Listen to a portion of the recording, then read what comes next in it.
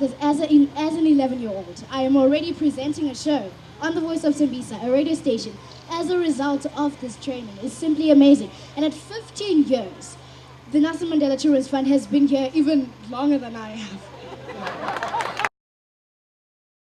Hi, I'm Nosipho, and today I'm here at the Gauteng Provincial Legislature, and we're here to witness the inaugural annual Nelson Mandela Children's Parliament together with the Children Government Ministries. And today, children's voices will be heard. They will address ministers and heads of state. It will truly be a remarkable day. So let's go. Now, Tracy, as a child living here in South Africa, what do you think this initiative does to help children? Well, I think it's good because then it will help the public and the communities and the people living in the environment to know the challenges that the children are facing now. What do you think of the topics today, especially I hear that they have education? What do you think of that?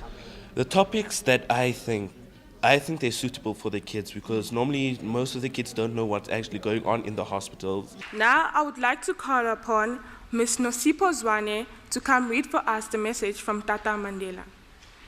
Greetings, honorable members. This is a salutary message from the founder of the Nelson Mandela Children's Fund and former President Nelson Mandela to the inaugural annual Nelson Mandela Children's Parliament to the occasion to mark his 93rd birthday. And what do you think of the topics that the children talked about today? I actually was very much inspired, especially because those are the issues that we already are worried about as the fund. Well, it's been a great day. It was really amazing to see children voicing their opinions on different issues. So now we know that kids run the world. So from me, Nosipho, bye.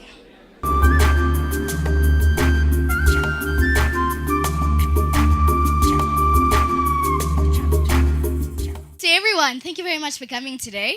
My name is Nosipho Zwane, and I've been training with IAJ in partnership with Nelson Mandela Children's Fund, of course, and I'm currently working for the Voice of Tembisa.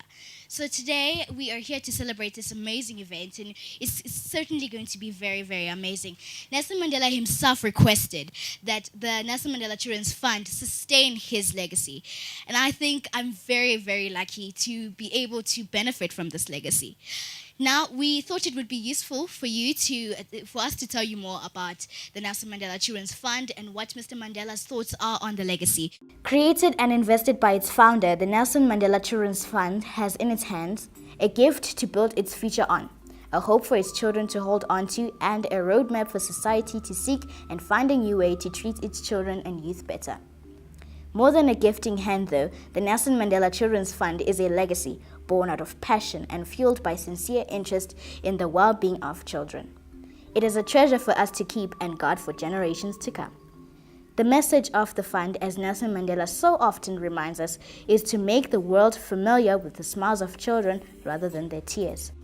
The possibility of such a world can only be reality if we all work for it. This year, the Nelson Mandela Children's Fund, as well as the Children's Hospital, have come together to host the children's celebration. So this year's theme is Nelson Mandela Children's Hospital, a dream, a necessity, a reality. Well, now I'm here with the acting CEO of the Nelson Mandela Children's Fund, Moiponi Pura Ramatlo. Now, what do you think of today's event?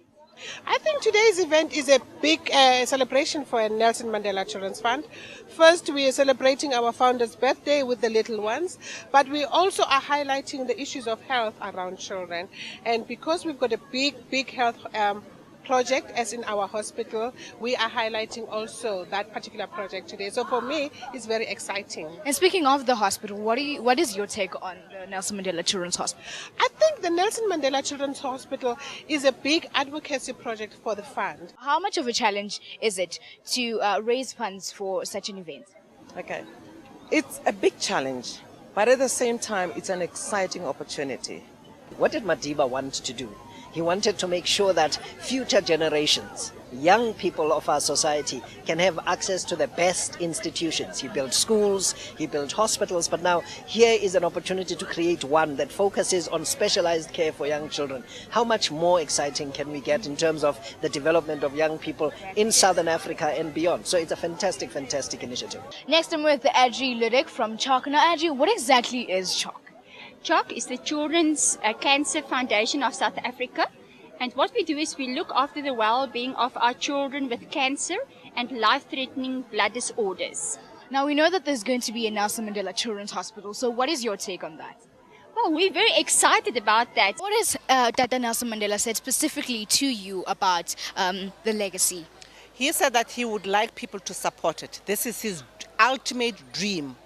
Right, ladies and gentlemen, thank you very much for your participation in the auction. We'd like to once again remind you that you need to give your business cards in order to be part of the draw. They'll be taking part a bit later on. And you also have pledge cards on the table, so you can commit to a specific amount that you're going to donate to the hospital. That is Mos Mashishi. Okay.